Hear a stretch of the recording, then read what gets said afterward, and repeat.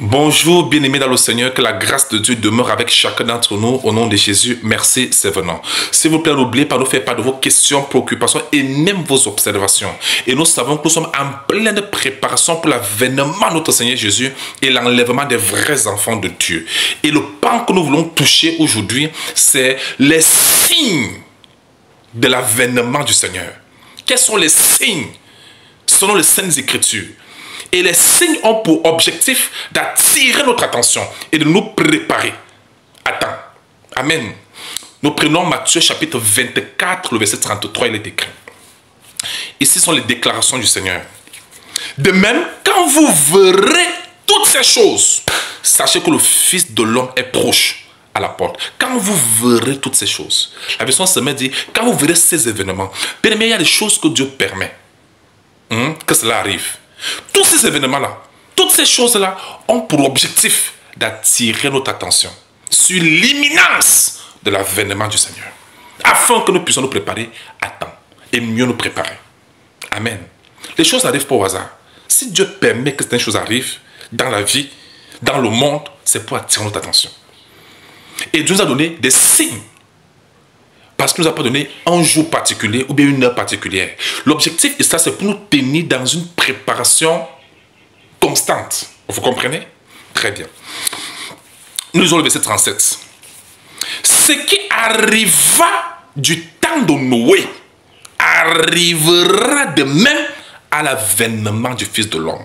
Écoutons bien les déclarations du Seigneur. Il dit ce qui arriva au temps de Noé arrivera de même à l'avènement du Fils de l'homme. Il faut d'abord qu'on sache qu'est-ce qui s'était d'abord passé au temps de Noé. Qu'est-ce qui était d'abord arrivé au temps de Noé? Au temps de Noé, le péché avait abondé. Vous comprenez? Les pensées des hommes étaient tournées uniquement vers le mal. Et le Seigneur avait résolu de détruire la terre avec le déluge. Et il s'est révélé à Noé. Et il a dit à Noé de construire l'arche. Là, nous sommes dans Genèse chapitre 6. Vous allez lire tout le chapitre. Et à ce niveau, Noé a pris conscience de ce qui allait se passer. Et il a construit l'arche, ce sont les recommandations du Seigneur. Vous comprenez? Et ses contemporains, les autres, s'en foutaient. Ils s'en fichaient. Ils étaient occupés à leur vie. Et ils ne se doutaient de rien. Voyez-vous? Et puis, à leur grande surprise, Noé est entré dans l'arche. Le déluge est tombé et les gens ont péri. Il n'y a que Noé et sa famille. Ce n'est que eux qui ont été sauvés. Et tout le monde a péri. Voyez-vous? Et le Seigneur a dit donc que ce qui arriva au temps de Noé arrivera de même à l'avènement du Fils de l'homme. Ce n'est pas dit que le déluge va revenir. Non, parce que Dieu avait dit qu'il va plus détruire la terre avec le déluge. Vous comprenez? Mais il y aura une destruction de cette terre, mes bien-aimés. Regardez ce que Dieu dit. Le verset 38, le Seigneur dit, car dans les jours qui précédaient le déluge, regardez un peu les signes, car dans les jours qui précédaient le déluge, les hommes mangeaient et buvaient, se mariaient et mariaient leurs enfants. Question, est-ce un péché de travailler, de manger, ou bien de boire, ou bien de se marier? Ce n'est pas un péché.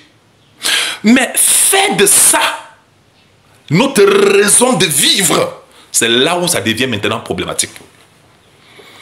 Parce que les gens aujourd'hui sont limités qu'à ce qui entre dans leur ventre et au bas-ventre. Ils ne se limitent qu'à cette vie terrestre. Ils ne préparent pas leur éternité. Ils ne voient pas de là de ce que leurs yeux voient. Et c'est là l'erreur. Voilà pourquoi en Corinthiens 15, le verset 19 déclare, si c'est dans cette vie seulement que nous espérons en Christ, nous sommes les plus malheureux de tous les hommes. Il y a beaucoup de gens qui se limitent que toute leur vie, ce n'est que je travaille, je gagne mon argent, je mange, si mes enfants mangent, si nous mangeons, nous sommes à l'aise et tout, je me marie, le mariage et tout. Les gens ont défini leur existence sur la terre que sur ces points-là. Et c'est là où il y a erreur. Il n'y a aucun mariage qui va nous terminer au ciel pour commencer d'abord. Ça, c'est la première des choses. Et nourrir sa chair, c'est une bonne chose. Mais qu'en est-il de l'âme? Qu'en est-il de l'âme? Parce qu'on ne vient pas le pensement de toute parole que sur la bouche de Dieu. Qu'allait la venue de l'autre âme? Les gens ne se soucient même pas de la venue de leur âme. Et c'est là où le problème. La Bible dit qu'au temps de Noé, les gens ne se limitaient qu'à manger et à boire. Regardez partout. Il y a les Java partout. Les gens jouent la vie partout. Ils ne se soucient même pas de leur âme. Ils ne se soucient même pas de leur vie après la mort. C'est ce qui se passe aujourd'hui. C'est le signe que la fin est déjà là. Parce que les gens ne se soucient même pas de leur âme. Les gens se soucient seulement que manger, boire, le mariage, se monter, se descendre, les voyages de ceci. Oh, ça c'est le signe que la fin est déjà là. C'est ce qui était arrivé au temps de Noé. Et la Bible dit que jusqu'au jour où Noé entra dans l'âge, au verset 39, et il ne se doutait de rien jusqu'à ce que le déluge vint et les emporta tous. Il en sera de même à l'avènement du Fils de l'homme. Les gens ne se soucient même pas que l'avènement du Seigneur proche. Ce n'est même pas leur problème. Quand on prêche même comme ça les dit rien. Ils disent qu'à afficher au cadre des histoires comme ça. Ils ne savent pas que c'est une réalité. Et le fait même qu'ils doutent de ça, c'est exactement ce que les gens faisaient au temps de Noé, jusqu'à ce qu'ils ont tous péri. Mais bien aimé, cet enseignement, c'est pour attirer notre attention. Bien aimé, préparons-nous pour l'enlèvement. L'enlèvement est proche. Que le Seigneur vous bénisse.